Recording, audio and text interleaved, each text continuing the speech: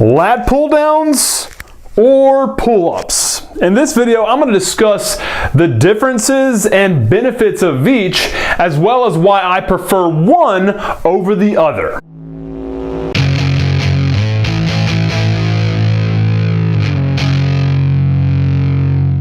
What's up, meatheads? Coach MANdler here, Team Swole Patrol. Happy Monday to you all. Hopefully you managed to get into the gym today, wail away at the weights, and up your testicular fortitude while rectifying those pussy parts that are keeping you from achieving the goals that you want. Now, as I mentioned today, we're going to be discussing the differences between the lat pull down and the pull up, the benefits of each, and why personally, I'm just going to throw it out there right now, I prefer pull-ups over pull-downs. But before we even get started, I want to know what you prefer. Let me know which you prefer throwing in to your traditional training, pull-ups or pull-downs. Simply leave that in the comment section below, and I will then know whether or not we can be friends. Now, before we start the discussion on which exercise is better than the other, it's important for you to remember that exercise selection in general is going to be 100% pertinent to your specific goals that you have in mind. So if your goal is just to get as strong as possible, you might not pick the same one as the guy that's just trying to lose weight and get as muscular as possible. So always keep that in mind, not just as it pertains to this particular decision that you might be making for your programming, but for all programming in general. Now, let's discuss the first things first, the classification of each one of these exercises. Now,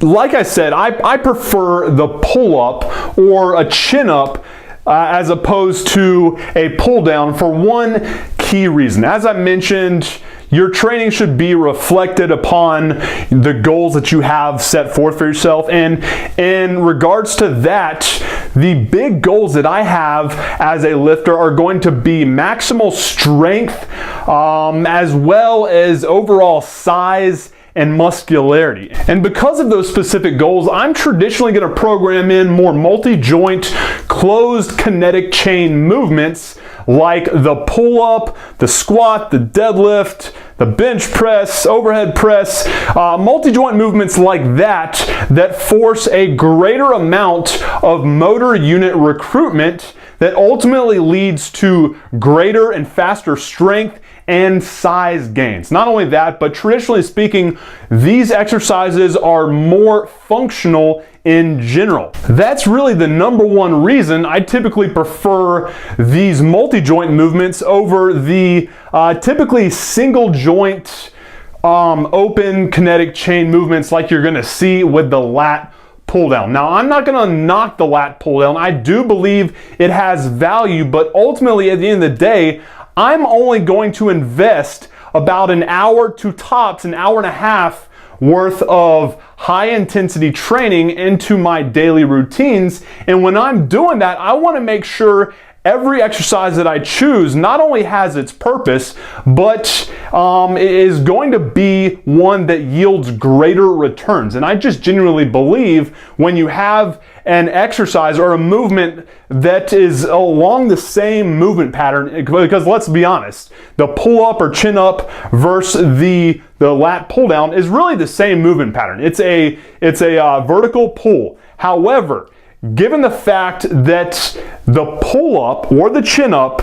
forces you to recruit more motor units, which put more tension along a greater number of muscle fibers than the lat pull-down does, it's going to yield to more work, and that damage, when you match it up with sleep and proper nutrition, is going to yield a greater return on my investment inside the gym than does the lat pull down. But that said, there is one benefit of the lat pull down that will yield some return for you. Let's say number one, you're a big guy, you're a little overweight, and relatively speaking, it's tough for you to get an extended amount of time under tension while doing a pull-up. Hell, you might not even be able to do a pull-up. If that's the case, lat pull-downs are effective. However, when that's the case, you can just as easily grab an exercise band and do assisted pull-ups with that. You can do assisted pull-ups with your partner by placing your foot on his knee while he stands behind you and just assist just enough with your legs to get your ass up there as well as get down. Or you can do one of those goofy ass assisted pull-up machines. Those three options in my mind are far better than just sticking with a lat pull down in order to rely on that for greater time under tension as it regards, or as it helps to assist with hypertrophy. And ultimately, I genuinely believe that the science supports that as well. However, that said, there's one other reason that I don't think really has too much of an impact, but just for the sake of principle, I'm not a fan of doing lat pull downs, and that's because you're sitting on your ass, typically speaking, from 9 to 5, whether you're a worker bee or you're a student. And when you're in that position with your hip flexors just tightening up and your glutes getting weak and you're hunched over, why on earth are you going to put yourself in a position in the gym where you're going to get right back in that same position that dicks up your posture in the first place? Why do that? Again, I don't think it's got that much of an impact.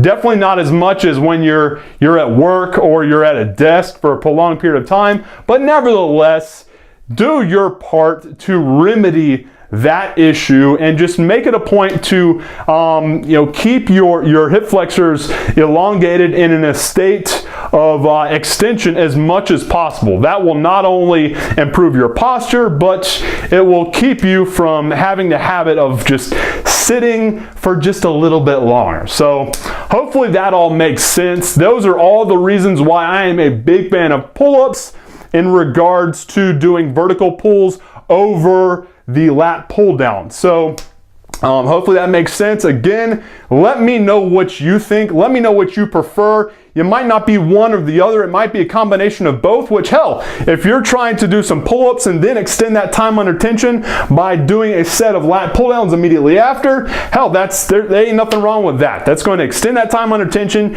You're going to get more growth and you're going to initiate more of that hypertrophy that you're looking for. So, like I said, let me know what you think. Leave your comment down below and I will be happy to let you know whether or not we can continue to be friends.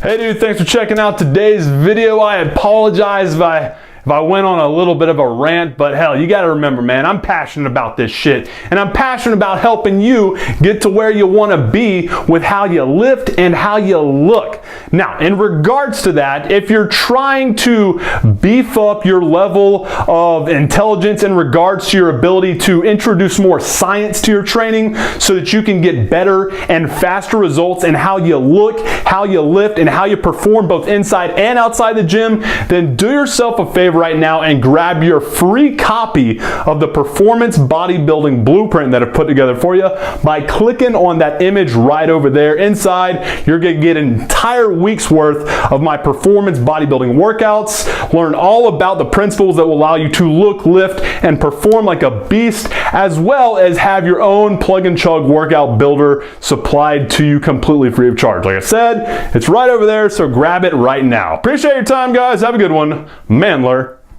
out.